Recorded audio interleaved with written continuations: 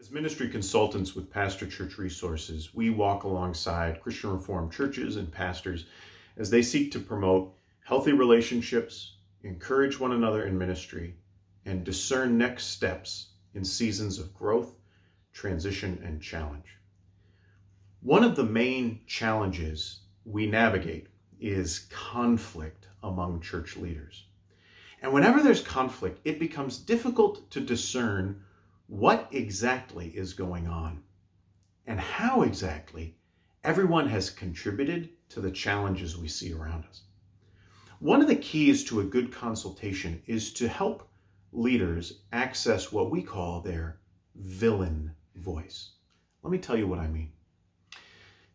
So as you listen to folks in a church where there is some conflict, you'll likely hear many different versions of the story of what's going on.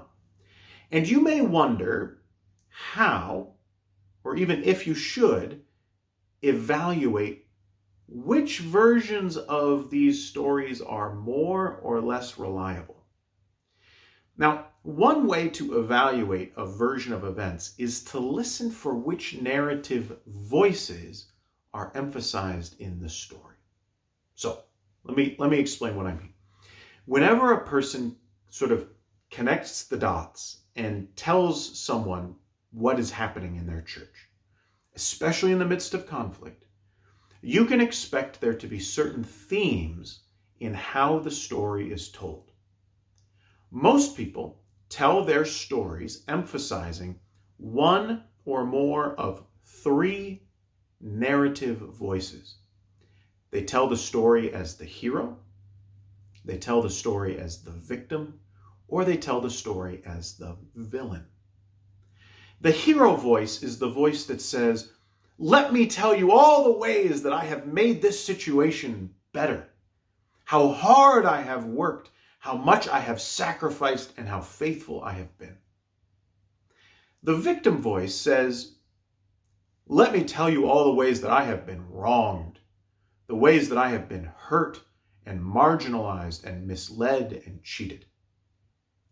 And then the villain voice, "Let me tell you how I have made things worse, how I contributed to this problem, how I sinned or made mistakes." For most of us, telling the stories of our lives, especially the stories involving conflict, we will tend to use only two of the three voices. You can probably guess which ones they are. We tend to use the hero voice and we tend to use the victim voice. We can tell you how we have made things better, and we can tell you how someone else has done us wrong. But as Calvinists who believe that sin has impacted all of us and tainted even our best intentions, we would expect that in any situation, we are quite likely to have done something, or more likely many things, to make things worse. In other words, as Calvinists, we'd expect that all of us are the villain from time to time.